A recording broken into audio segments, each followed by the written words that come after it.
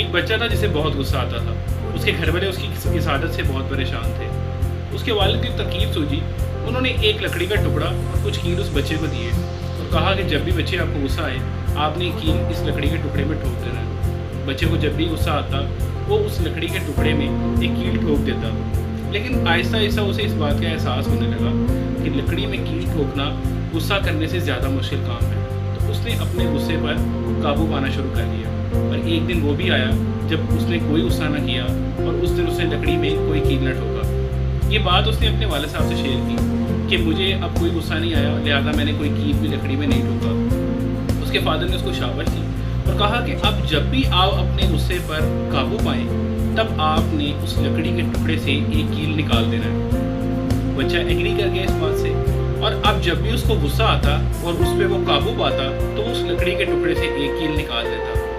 कुछ दिनों बाद वो तमाम कील उस लकड़ी के टुकड़े से निकल गए।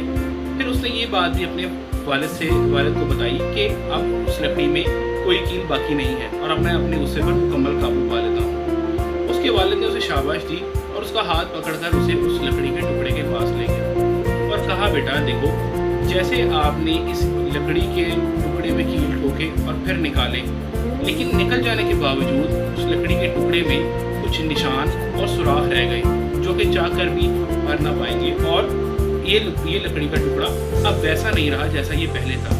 इसी तरह जब हम गुस्सा करते हैं तो हम जिनके साथ गुस्सा करते हैं उनके साथ ताल्लुकात पर वो असरात और वो निशानात छोड़ देते हैं जो ज़हन पर नक्श हो जाते हैं और फिर ये अनमिट नकूश उस रिश्ते को पहले जैसा ताज़ा और कायम नहीं रहने देते।